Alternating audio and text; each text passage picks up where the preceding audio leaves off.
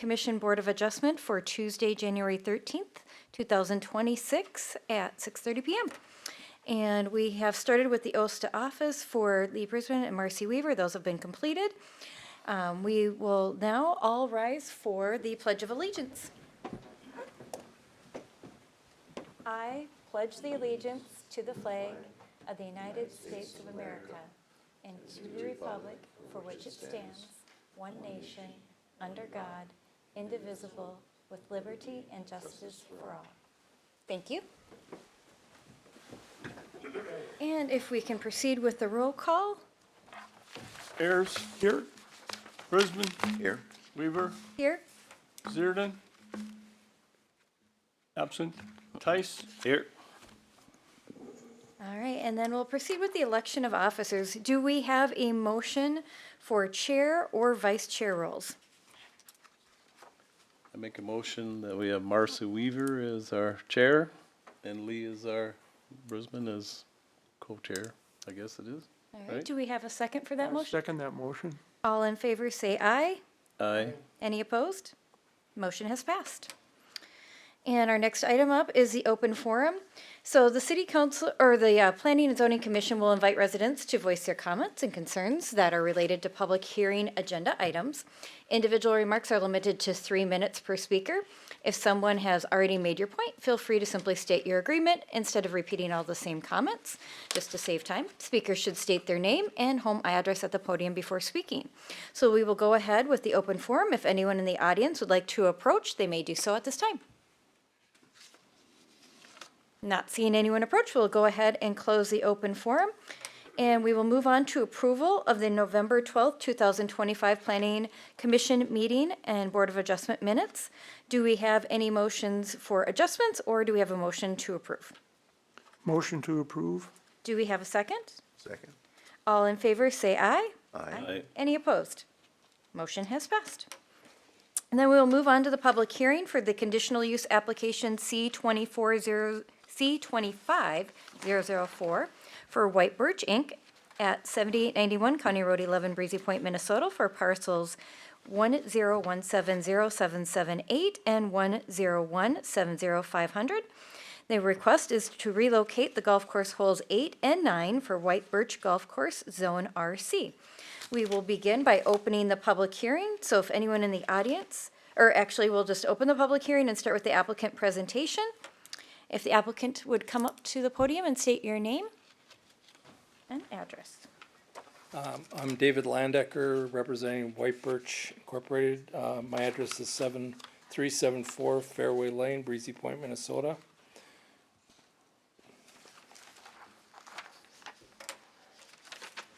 All right. You want me to move forward? Yes, please. So do we have the PowerPoint stuff that we normally do? All right, anyways, this seems to be somewhat a regurgitation of many hearings that we've had in the past, but in talking with staff, we felt that it was prudent to make sure we dotted all the Ts, or dotted all the Is, crossed all the Ts. And so we're here for a conditional use permit to move apply to have the golf course construction occur on the lot that was zoned RC, and that diagram is the most westerly lot.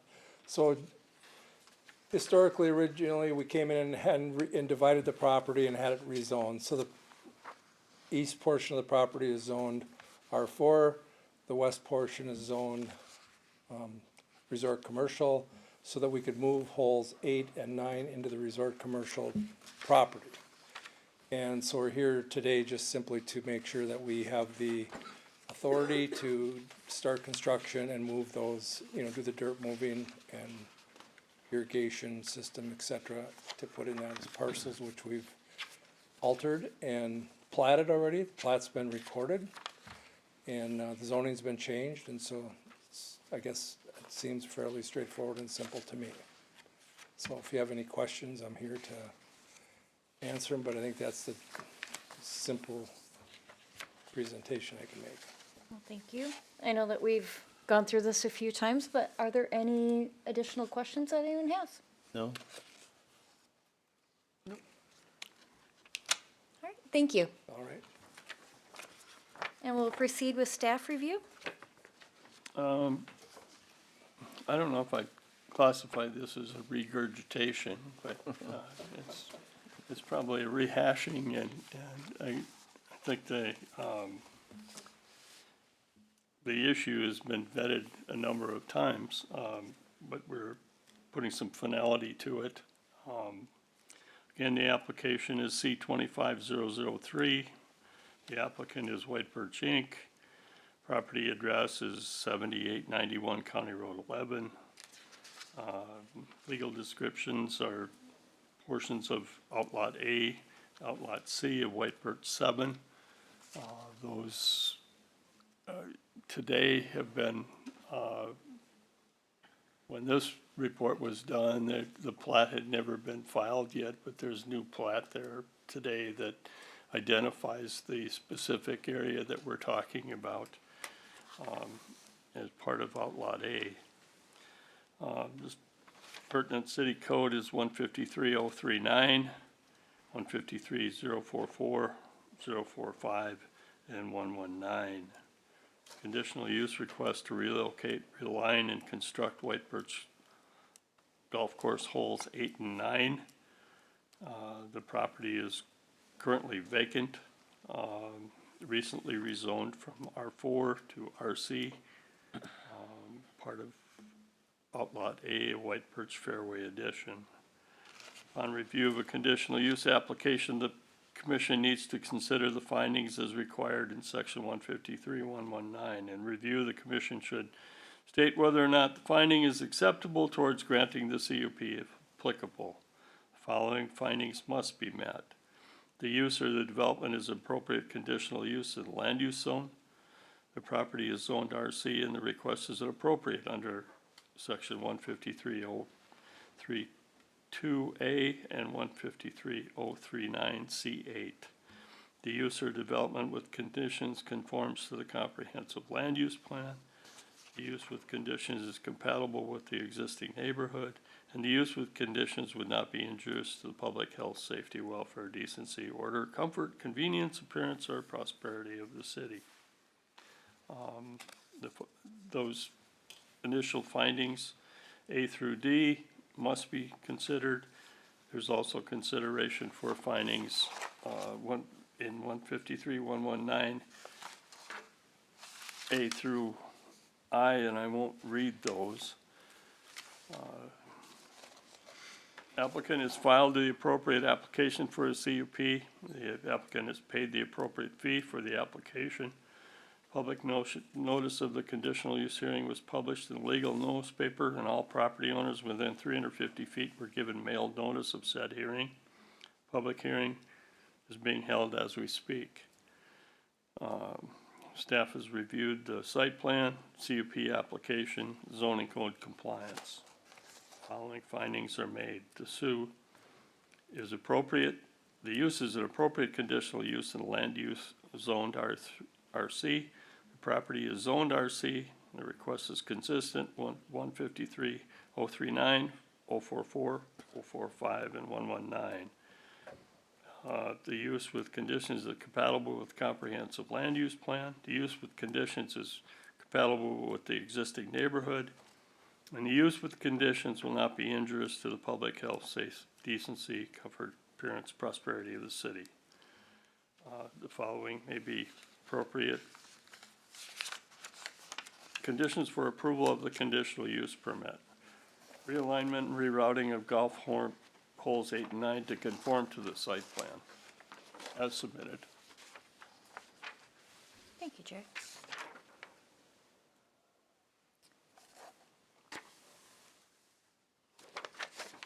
Does anyone have questions or need any clarification? No. All right.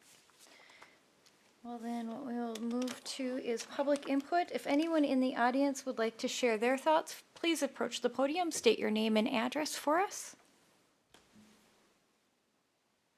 Not seeing anyone approach, we'll go ahead and close out the public input portion and move on to commission report and findings and decisions. So just kind of leading through that as we review the findings as well as the suggested conditions for approval for a conditional use permit. Having read through these, does anyone on the commission feel that items, let's say A through I, that have not been met? Is there anything up for discussion on those? No. All right. Then, do we have any motions to approve or deny the permit? I would move the approval of the application for a permit. Condition, I'll read it.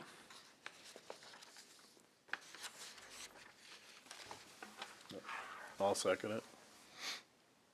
With the condition that the realignment, rerouting of the golf course holes 8 and 9 conform to the site plan. We have a motion and a second. All in favor, say aye. Aye. Any opposed? Motion has passed.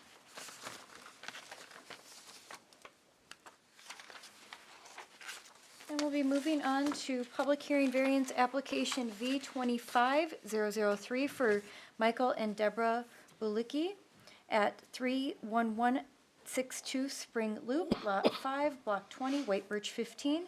Parcel ID is 100-80934, Zone R2 for medium residential. The variance application is for a 20-foot setback from the required 30-foot setback for existing accessory structure. So we're opening the public hearing and we'll invite the applicant to approach the podium, state your name, address, and to summarize the request. I'm Deborah Buckley, 31162 Spring Loop. And I'm Michael Buckley, 31162 Spring Loop in Breezy Point. We applied for a variance because we just moved there on May 2nd of last year, and there was a pole barn already existing, and we weren't aware that the previous owners didn't pull a permit. And I guess someone complained that it was there and it's not meeting the requirements of 30 feet instead of 20. They signed a disclosure at the time of our purchase that there was nothing unpermitted on the property. And we have proof of that, and our Realtor also has proof of that.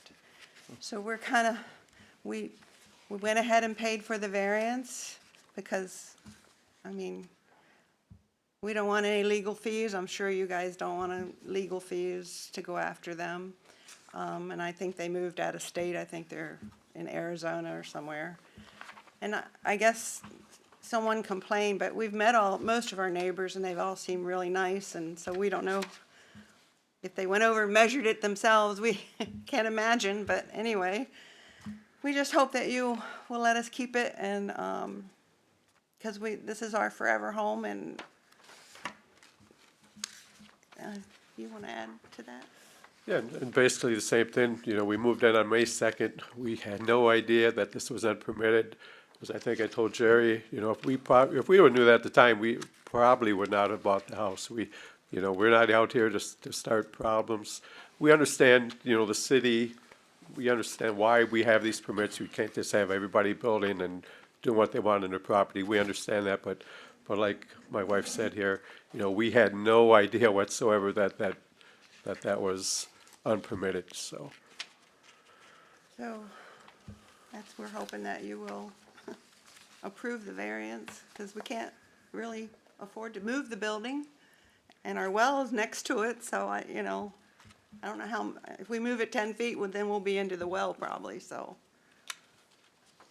That's basically it, and it's a good build, it's a nice building, it's been there, I guess, about a year or more. We've only been there 8 months, but they told us when we purchased it that the house is 3 years old, but they built the building after the fact.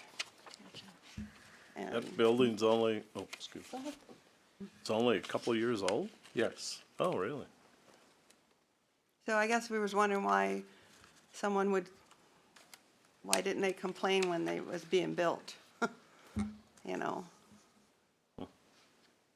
And not you know, Yeah, and on our disclosure paperwork, when we bought the house, the people who sold the house, you know, you have your disclosures, and like she mentioned too, they signed that there was no unpermitted work on the property, so, you know, and we I had no have, I clue, have you know. that on my phone too, if you need to see it.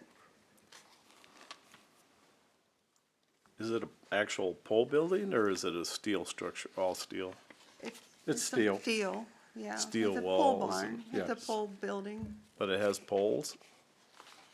Well, I guess, you know, I don't know what they classify as a pole building as opposed to a steel garage, so to speak, but it's constructed of steel. And it has a cement Floor, Floor. yeah, Yes. right.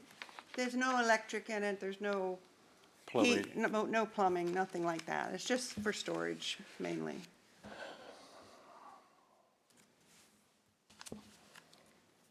Does anyone have other questions? I don't know if you have it, oh, you do have it up there, okay. All right, thank you. Okay. Thank you. And we'll proceed on to our staff review. This is variance request 25003. The applicant are Michael and Deborah Buckley. Legal description is Lot 5, Block 20, White Birch 15. The address is 31162 Spring Loop. PID is 10080934. Property zoning is R2. It's unsewered. The applicable codes here are 153.032, 153.044, 45, and 153.120. The home with the attached garage was built in 2020. A certificate of occupancy was issued for that home and attached garage in 2022. The home and the attached garage were built to code. The builder Petrie sold to Arnold Gennaro. The current owners Buckley's purchased the property in May of 2025 from Gennaro. Property purchased by Buckley's hosts a home with an attached garage and a 30 by 24 detached accessory structure. The city has no record of a building permit for the detached accessory structure. City staff has identified property stakes along Spring Loop, detached accessory structure located 20 feet from the property line. The required setback in the R2 zone is 30 feet. Property owners purchased property with existing structure. Owner would suffer extreme financial hardship to relocate the existing accessory structure to conform with the ordinance. Relocation of the structure may conflict with an existing well.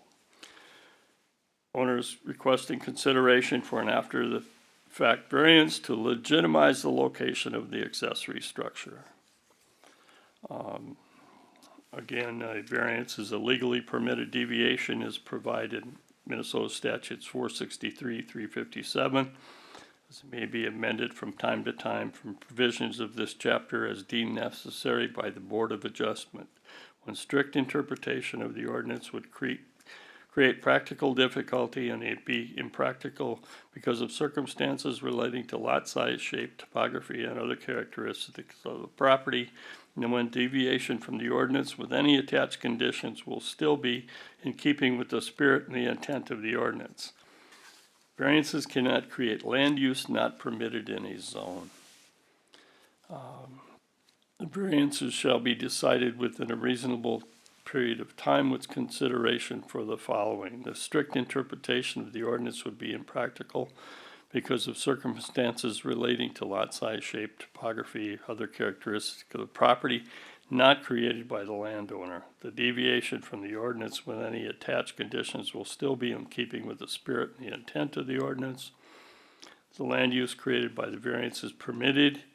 The variance would not alter the essential character of the locality, and the variance is not for economic reasons alone, but reasonable use of the property does not exist under the ordinance. Staff findings, the applicant inherited a pre-existing condition. Variance, after the fact variance would validate the pre-existing condition.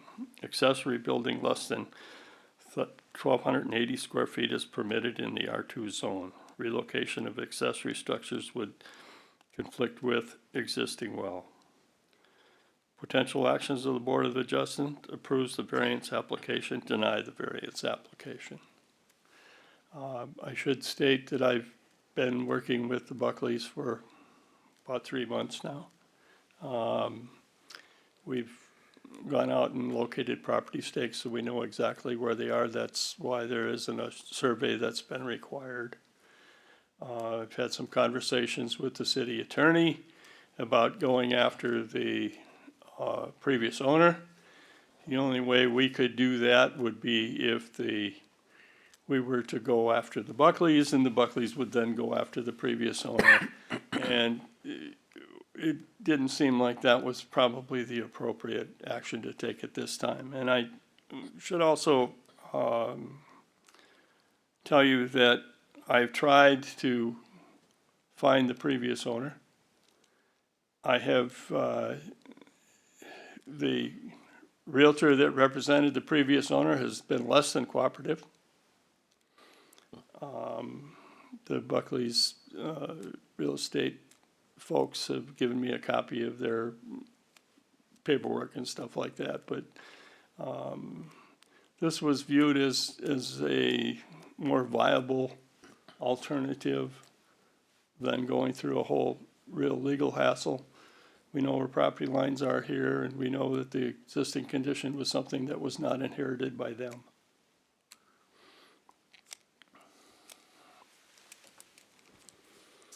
I got one question, Jerry. If that building was to fall down, snow or whatever it may be, wind, and we,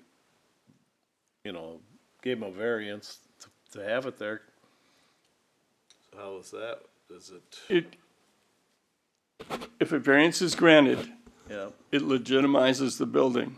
It's considered a legal non-conforming use, and so it could be replaced on the same footprint. okay, If there isn't a variance and the variance is denied, then that building is basically considered an illegal non-conforming use. And it really doesn't have any legal standing. So it's kind of from a land use perspective, it's kind of a precarious position that the previous owner put these people in. yeah. Sounds like the realtor may have something to do with it too, but whatever. It does sound like you've gone through all the steps of trying to seek resolution in some way and landed on the fact that there wasn't a cooperative. Yeah, I tried a number of ways and it wasn't working. And again, I think I brought this in front of you a couple meetings ago and talked to you about it. And this was, I think, the alternative that probably makes the most sense. Does anyone have any questions for Jerry before we move on to public input? All right. Then we will move on to public input. If there's anyone in the audience that would like to share their thoughts, please approach the podium, state your name and address. Not seeing anyone approach, we'll go ahead and close the public hearing and move on to the commissioner findings. Just kind of validating what we've gone through. Basically with the findings, this is a existing condition. This would allow them to seek that variance. The building itself is within the permitted size for R2, so it's really just the fact that they were an unknowing buyer that relied on the disclosures presented to them. So I don't see that personally that they're at fault for this, but Right. anyone have questions or concerns? Would anyone like to make a motion? I'll make a motion to approve the variance request. Do we have a second? I'll second. All in favor, say aye.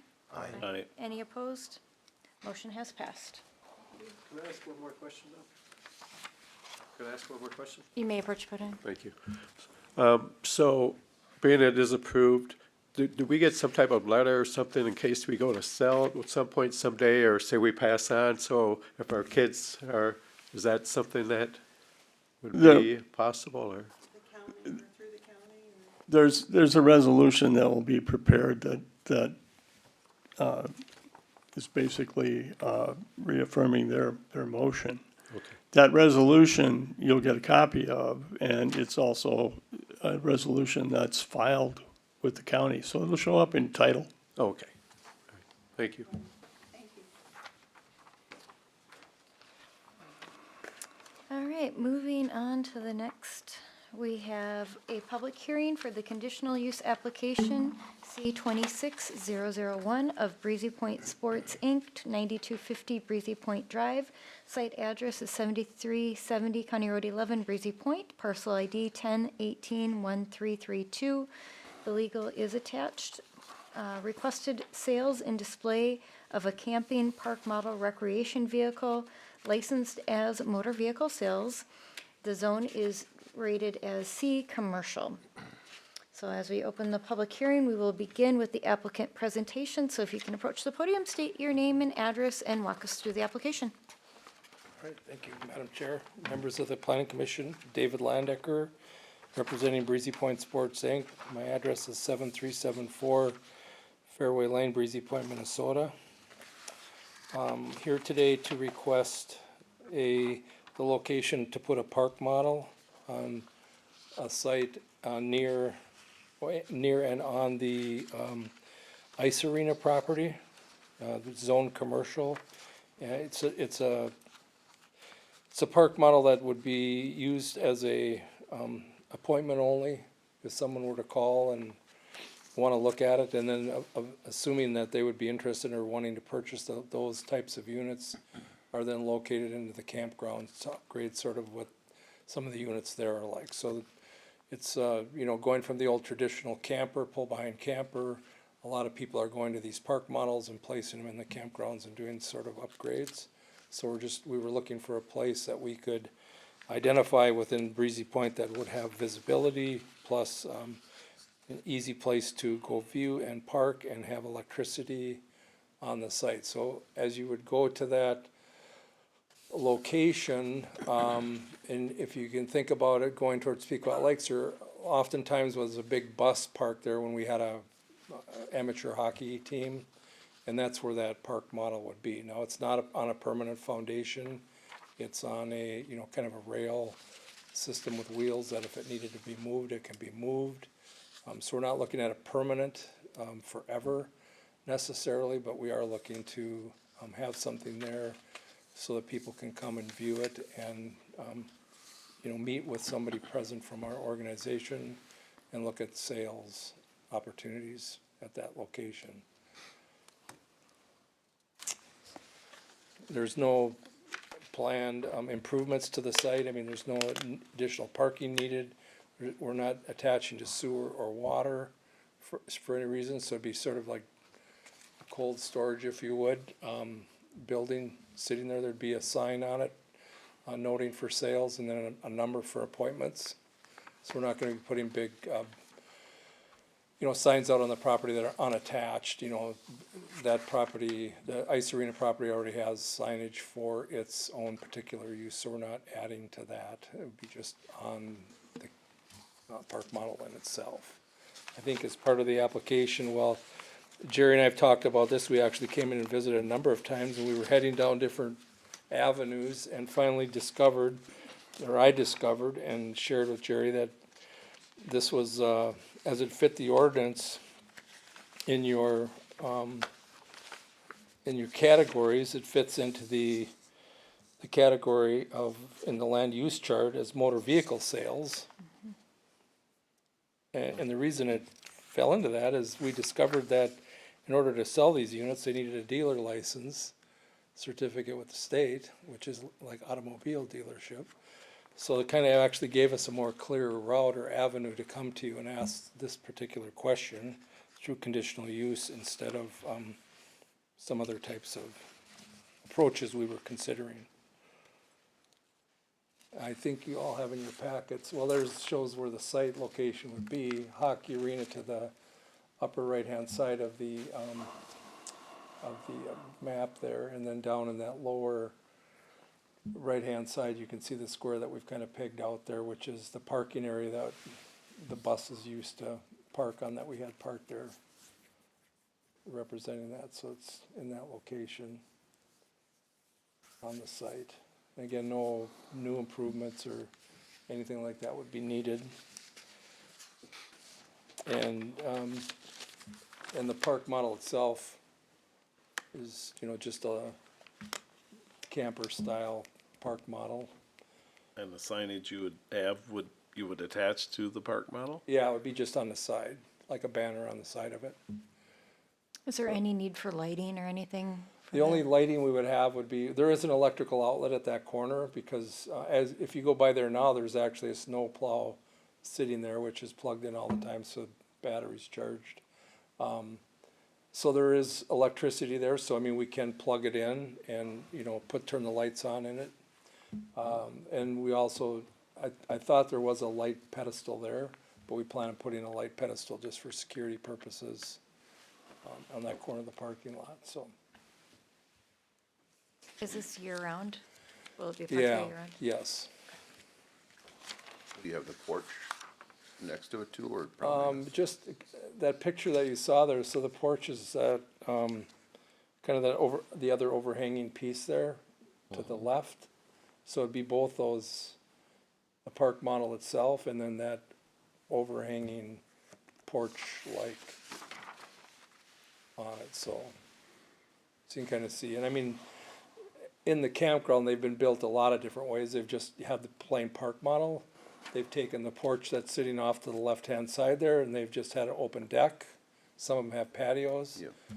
So there's a variety of different ways that has been used, but we're just trying to show, again, prospective buyers the ultimate, you know, kind of build out on how they might fit on a lot in the campground.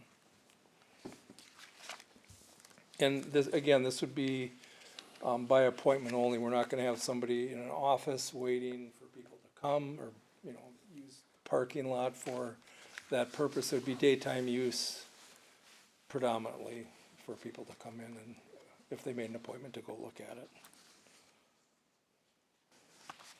And David, would there only be one of these units? That's what the plan was. I mean, that's what I've submitted for. I know there was some discussion about whether, I know in the conditions that were looked at here, if there was, you know, what is the number? I know in talking with the folks at the resort, if they could potentially have two, that would be desirable, more desirable for them in case one actually got sold and moved off the site. But not more than that. Again, it's more just for show and tell, so to speak. In our conditions here, Joe, that there is a display vehicles limited to blank, so we could put one or two in there, correct, Jerry? I leave that up to the board's discretion. Right. A conditional use is something that is usually approved with conditions. And the conditions are usually something that the board stipulates. Something we should probably discuss. Any other questions for me? Thank you. Okay. All right, moving on to staff review. Conditional use application C26001. The applicant is Breezy Point Sports, Inc. The property address is 7370 County Road 11. PID number is 101-81332. The property is zoned commercial. The appropriate city codes would be 153.044, 045, 153.119, and 153.040. The conditional use request is display and sales of park model recreation structure sold and licensed as a motor vehicle. The property is 13.56 acres located northwest intersection of County Road 11 and Ranchette Avenue. The property currently hosts an ice arena, dormitory facility, parking area, and recreation area. The applicant is seeking to display recreational vehicle park models for use and sales. Upon review of the conditional use application, the commission needs to consider the findings as required in section 153.119. In review of the condition, the commission should state whether or not the finding is acceptable towards granting the CUP if applicable. The following findings must be met. The use or development is an appropriate conditional use, land use. The property is Zone C and the request is appropriate under section 153.040C14. The use or development with conditions conforms to the comprehensive land use plan. The use with conditions is compatible with the existing neighborhood, and the use with conditions will not be injurious to the public health, safety, decency, etc. The applicant has filed the appropriate application for a CUP, has paid the appropriate fee for the application. Public notice of conditional use hearing was published in the legal newspaper, and all property owners with 350 feet were given mailed notice of said hearing. Public hearing was held on Tuesday, January 13th, 2026. It's being held as we speak. Staff has reviewed the site plan, the CUP application, zoning code compliance. The following findings are made. The use is appropriate conditional use in the land use zone C, commercial. The property is zoned commercial and the request is consistent with the applicable codes. The use with conditions is compatible with the comprehensive land use plan, compatible with the existing neighborhood, and the use with conditions would not be injurious to the public health, safety, etc. The following may be appropriate conditions for approval of the conditional use permit. Applicant shall comply with all setback requirements of the commercial zone. Access to sale facility to use existing accesses. Applicant to maintain motor vehicle sales license. Display vehicles limited to a number as determined by the commission. And any other that the commission would seek to have applied to the application.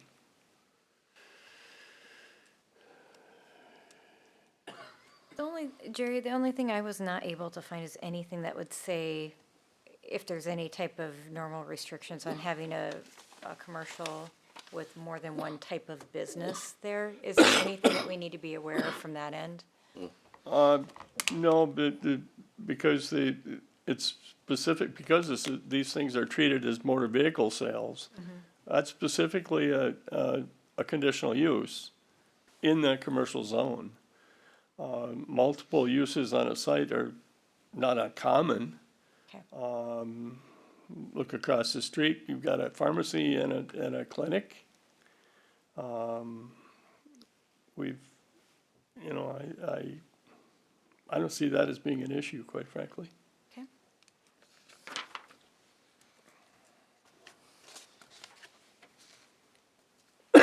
Excuse me. Lights, do you put a condition on, a time on the lights, or?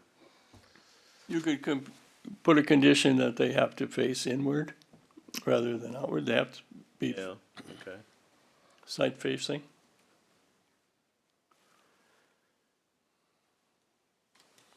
Generally have quite a bit of lighting there anyways. Focused on the property, might be a way Right. to say that. But if they light the whole house up, it could be quite a bit. Would you want to see something that's, he had mentioned a light pole or a Right, post, yeah, with the- limiting it to an exterior light post that's consistent with, Right. shining inward versus outward. Right.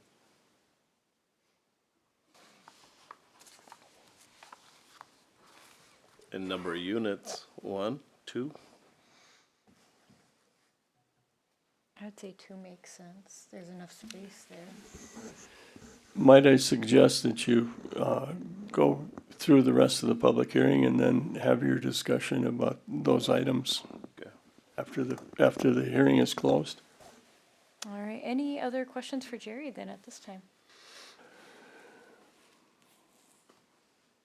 All right, then we will move on to public input. If anyone in the audience would like to share their thoughts, please approach the podium, state your name, address, and address the commission. Not seeing anyone approaching, we'll go ahead and close the public hearing and move on to commission findings and discussion. So in looking at the terms for the conditional use permit, we already have kind of highlighted a couple things to discuss. One would be display vehicles and possible limiting of that. Is there some discussion around there? Is there concerns with having more than one? 2 would take a lot of space. Would take probably into that soccer field probably, or I guess it's their loss, so. But it's a lot of public right on 11. That's, Are you looking I'm for me to looking at- comment? Do you want? We can sure, call go them up. ahead, David. If you wouldn't mind approaching the Sure. podium. The second unit would still likely be in the parking in the bituminous, just shifted to the north. Okay, So they would kind of all be in that same, stacked up stacked kinda. in that parallel site. As far, and just let me address the light, cause you asked that question. There's not currently a light pole right at that location, so I'm not saying that we're gonna install one, but if we did install one, it would be downward, inward lighting. How about lighting of the Safety unit purposes. itself?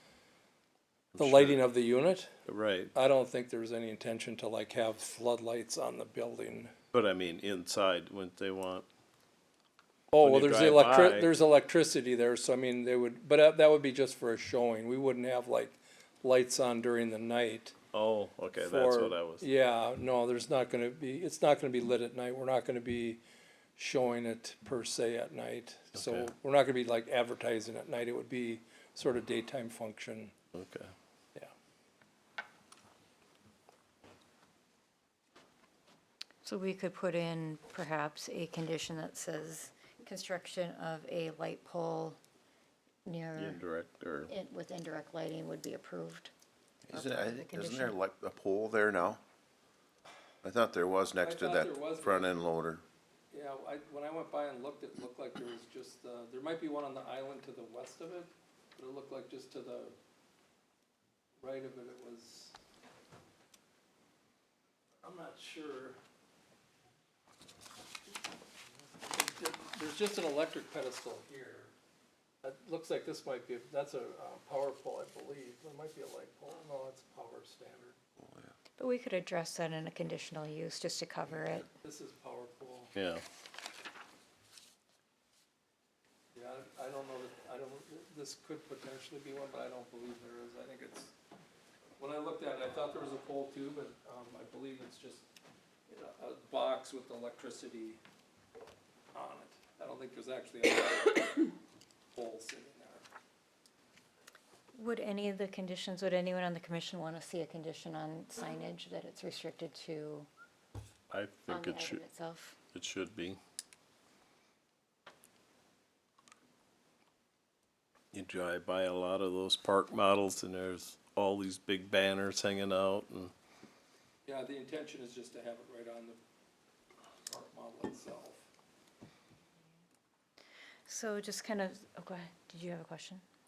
Okay, so the following conditions for the approval of a conditional use permit, just kind of reviewing these before we move to any motion. So one, applicant shall comply with all setback requirements of C-zone. Access to sale facility to utilize existing access. Applicant to maintain motor vehicle license. Display vehicles limited to, is everyone comfortable with 2? Is there any concern? I'd say 2. 2. Yeah. And then adding number 5 is the ability to construct lighting as a post that would face inward for lighting. And then adding item number 6, which would be restricting signage to advertisements on the unit. Is there anything else anyone would foresee adding or want to address? Okay. Do we have any motions to approve or deny? Go ahead and make a motion to approve this variance on the conditions that we had stated. Okay. Do we have a second? Second?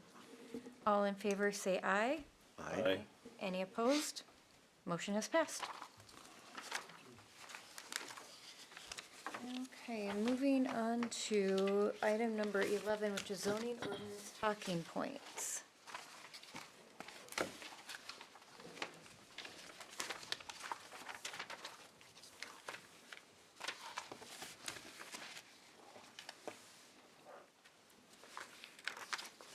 All right. So Jerry, could you lead us through these? This started a while back after we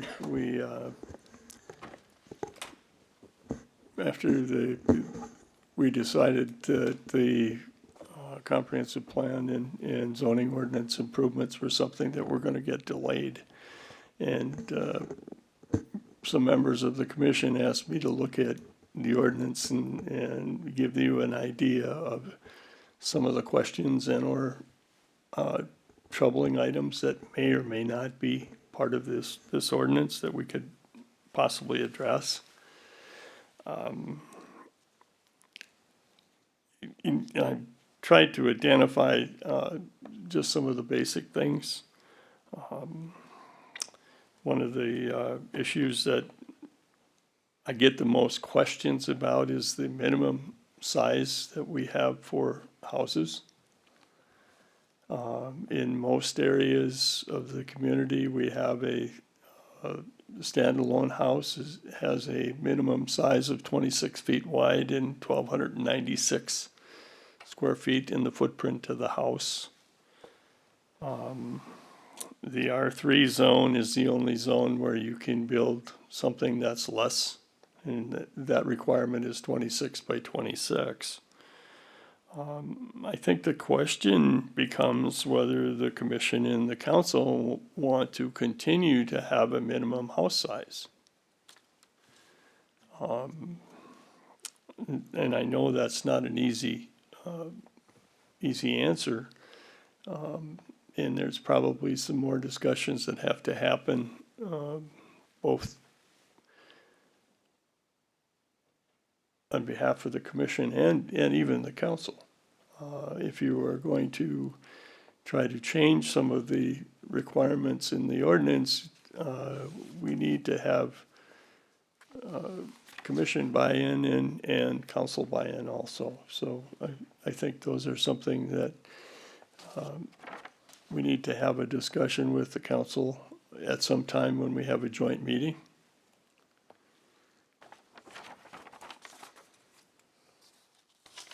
The other part of that scenario is if the minimum house size requirement remains, is that 26-foot width and the 1296 or the 975 the appropriate size?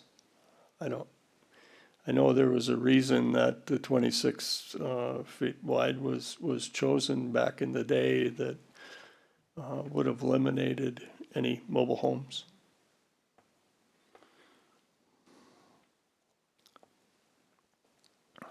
The other question I get asked more than anything else is, can I build a garage? And can I build that garage on a vacant lot? And that was the current ordinance requires you have a principal structure before you have an accessory structure. The question becomes a policy question: do you want those considerations to remain?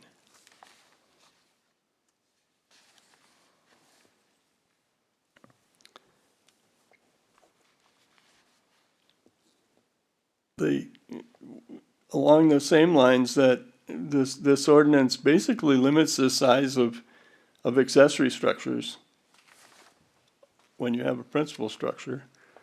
It's somewhat related to, the size is somewhat related to the size of the lot. The larger the lot, the more size you can put on. So It's the maximum that you can put in on, even on a large lot right now under this ordinance is 2% of the square footage of the lot, which is, when you look at 5 and 10 acre lots, that's huge. Another discussion I think to have with the council as far as whether they, they want to allow larger accessory structures or not. Camping. We have more probably complaints about camping than we do of anything, quite frankly. And right now, we're pretty stringent in the, we have campers that are not allowed on vacant lots.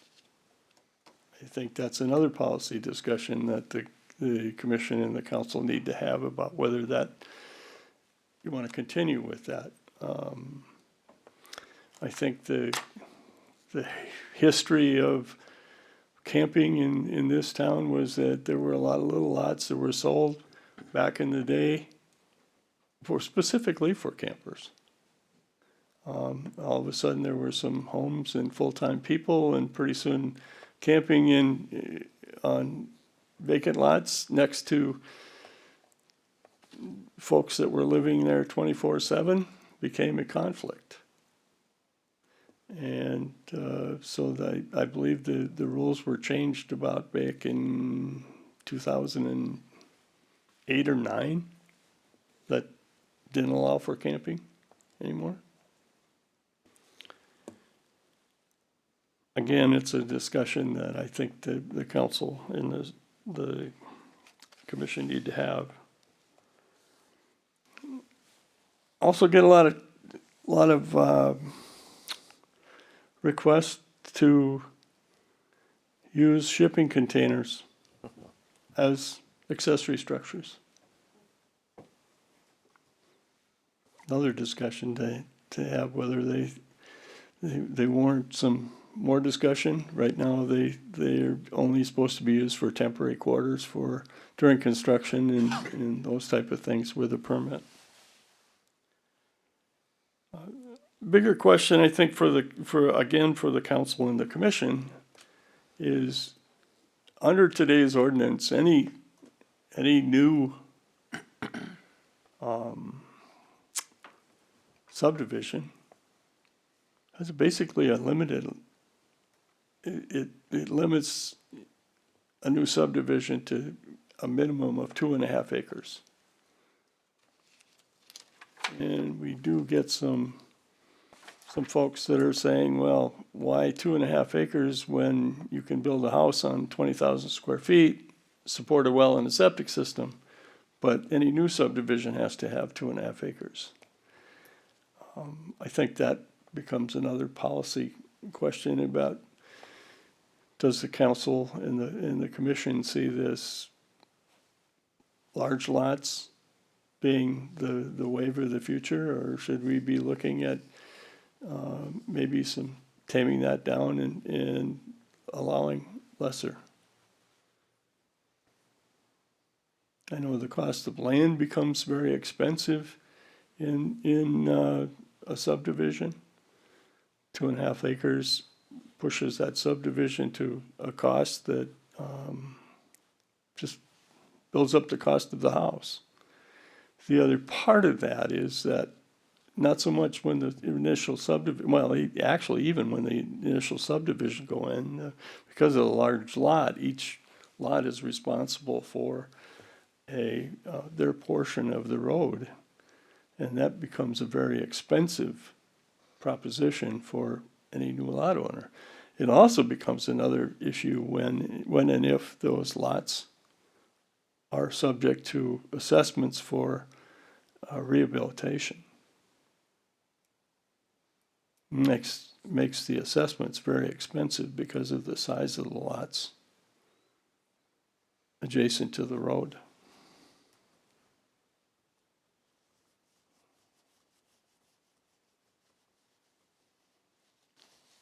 So I don't expect that you're going to have any answers for me, but I just needed to relay some of those Is there any areas in this city limits that would, where a 2.5 acre lot would be a possibility? I mean, you know, down the road or something. Well, I think,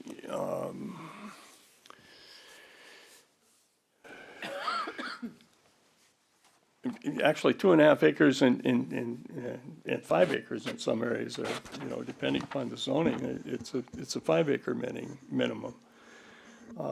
There was a subdivision that was approved back in 2024, possibly, up in Fawn Lake. Oh, yeah. Those were 5 acre lots. Those very, you know, with the different zoning classification, they certainly could have gone down to 2.5 acres, and they'd probably be very viable lots. There's, you know, vacant area up in north of Bushman that eventually are gonna get developed, and they would have some potential.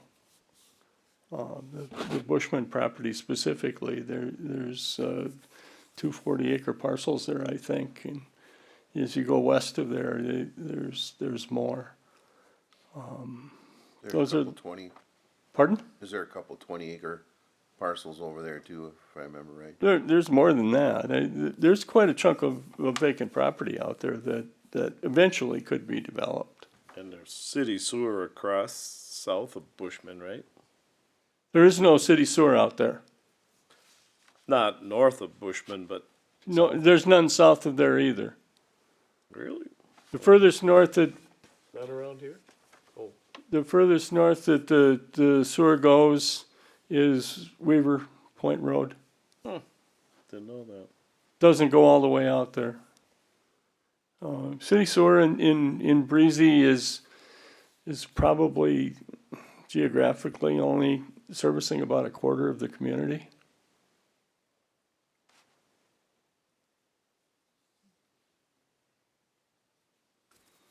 So, any recommendations? I know I've kind of taken these things and I've asked residents, realtors, and some other local, just to get feedback myself on like what they feel changing this would impact. It was kind of interesting because the people I thought that would, before it, be in favor of some of these things were actually against it, even though they'd profit from it.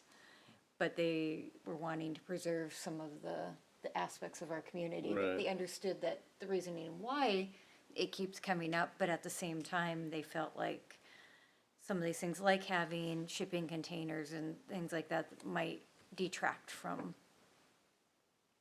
the comprehensive plan and the. Well, I think, you know, any action has got a reaction, and you're probably gonna have, one side versus the other. That said, I think having those discussions, even if nothing changes, is legitimate.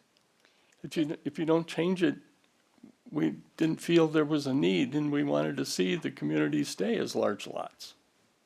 Do you feel this is something that we could put on an agenda, invite the public to come in to speak to us about it? So it's not just our opinions, that it's actually, I think you need to have to start with the city council. okay.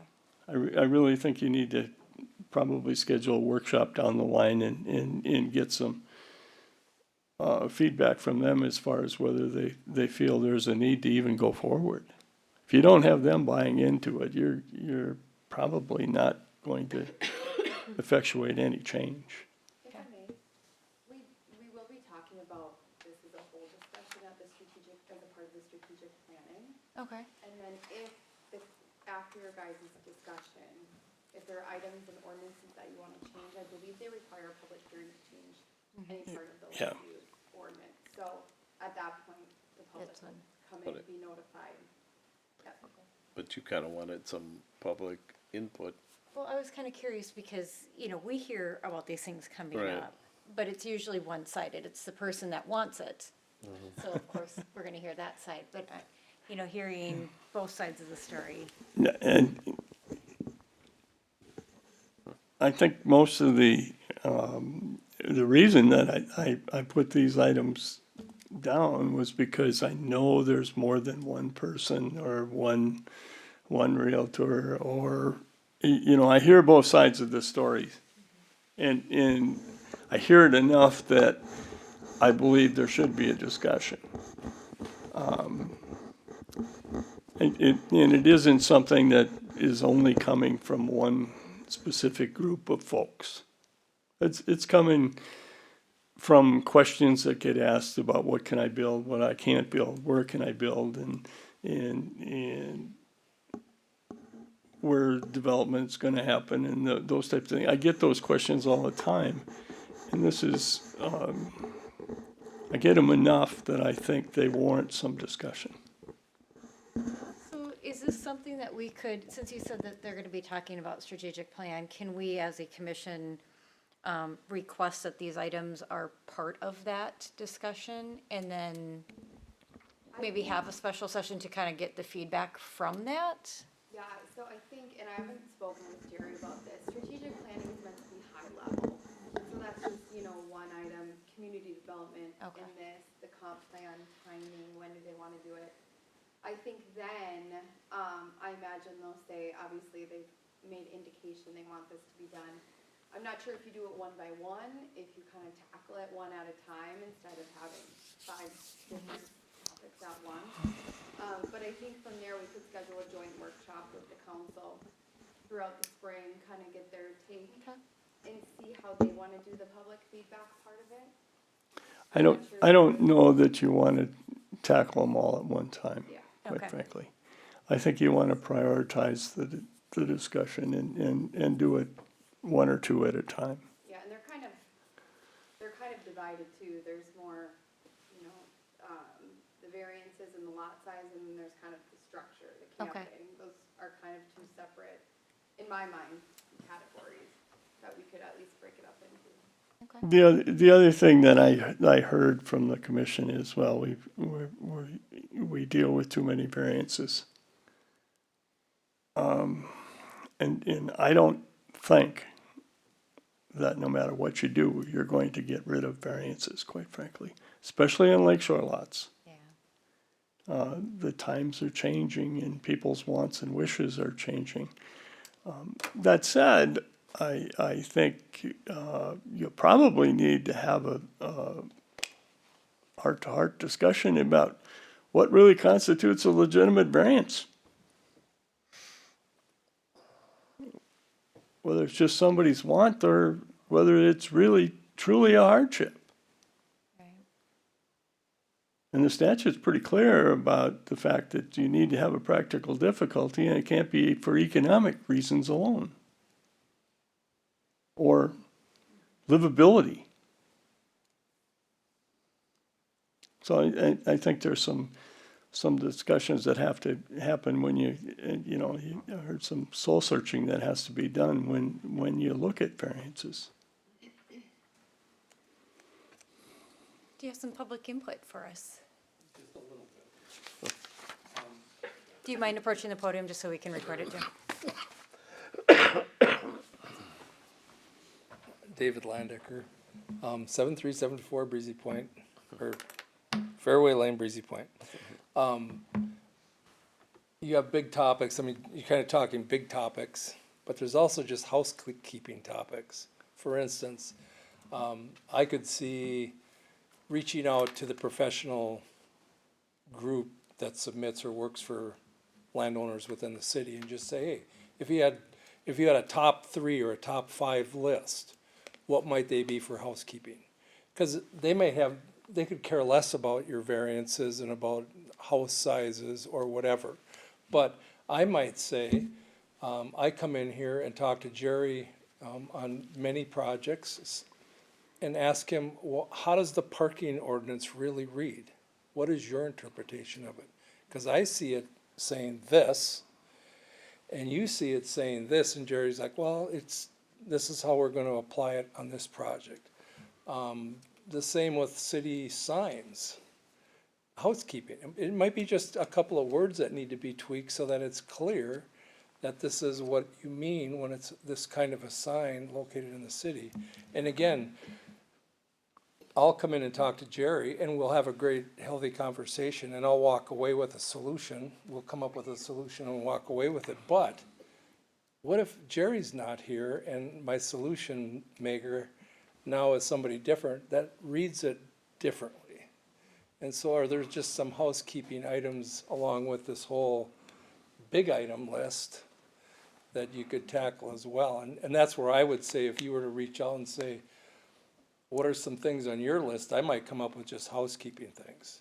Just, you know, hey, could you clarify the language in this particular section? Because it's one that I always come back to Jerry and have to ask him every time we do a project. So just broad-minded, different kind of approach.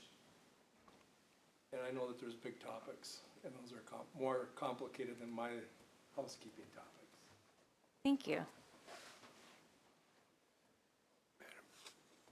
Madam Chair?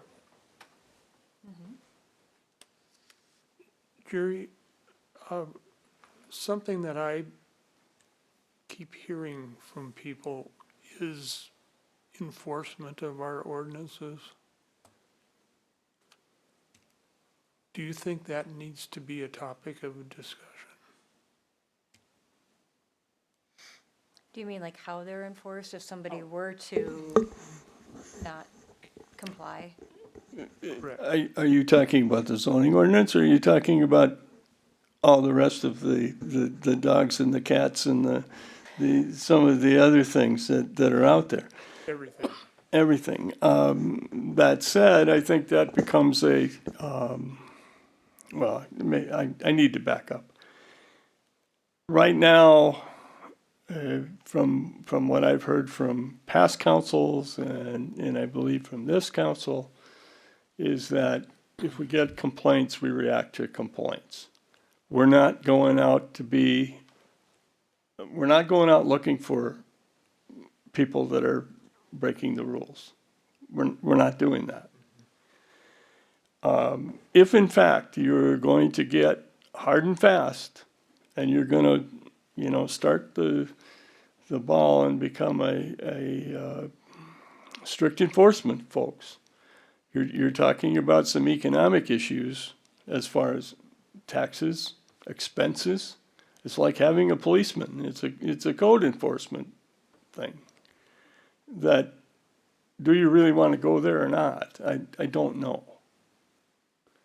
And in a lot of cases, it is just, I haven't seen this council or previous councils wanting to go that route at this point.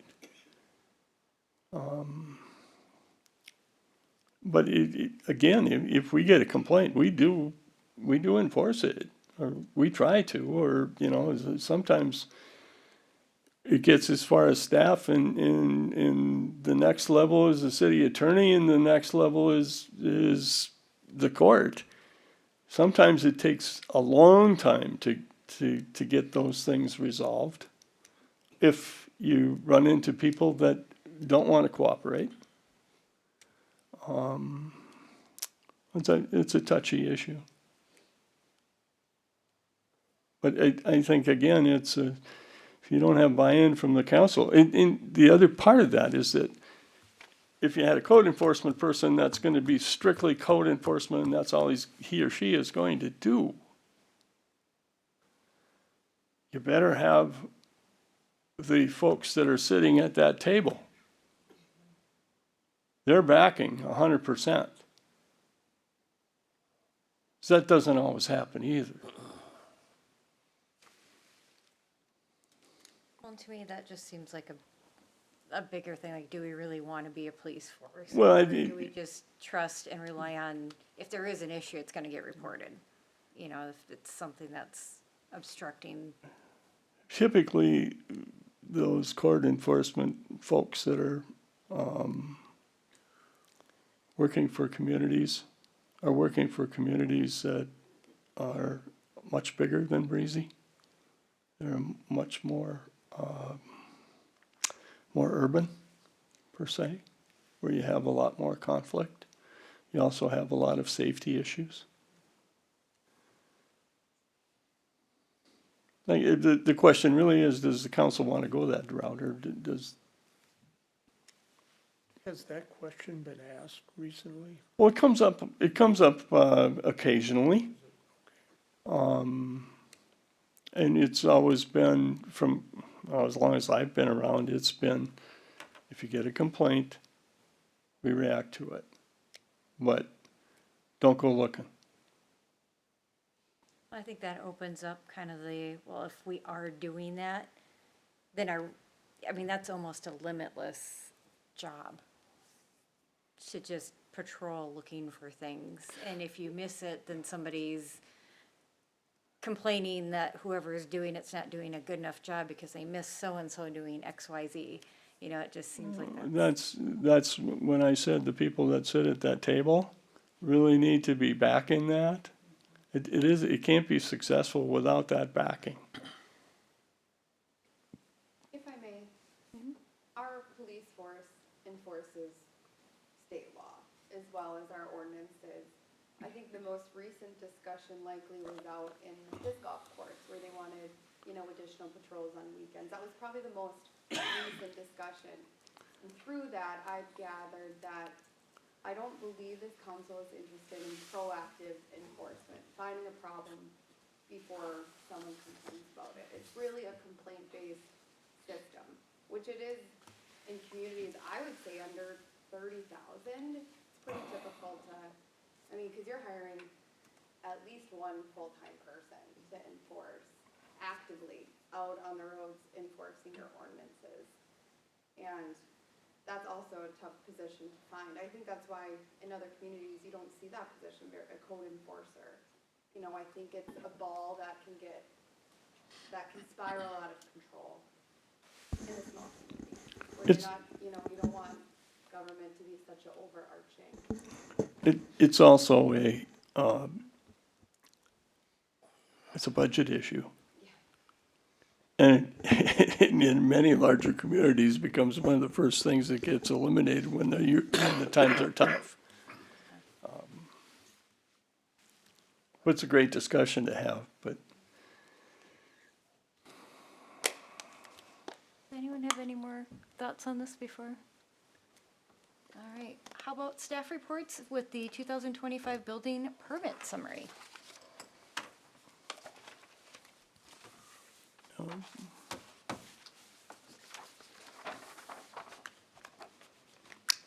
Basically, what you've got is a summary of the past 5 or 6 years and going forward through 2025. I think we had like 35 new home permits. We didn't have as much, we had a lot of residential reconstruction per se.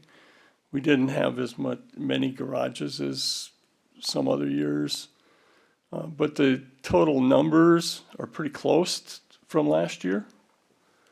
The interest rate where they were and the downtimes, it was actually pretty active for the community.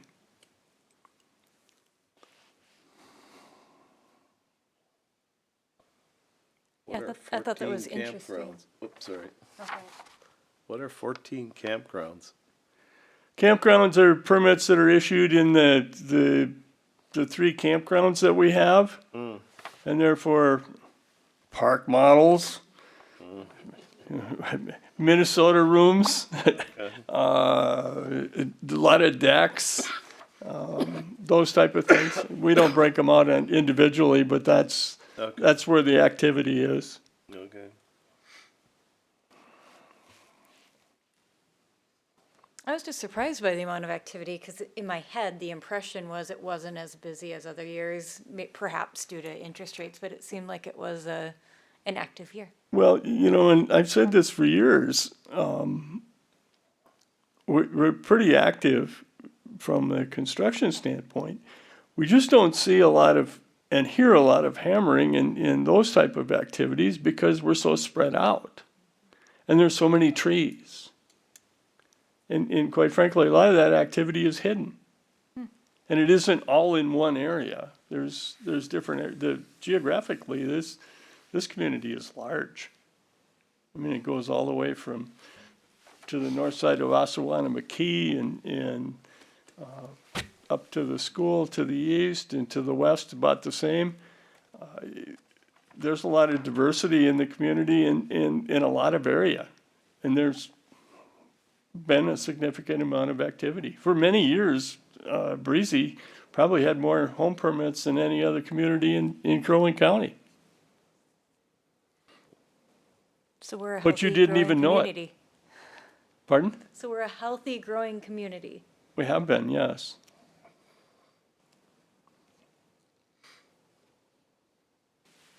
Does anyone have any questions on the report? Any other business that we have not covered today?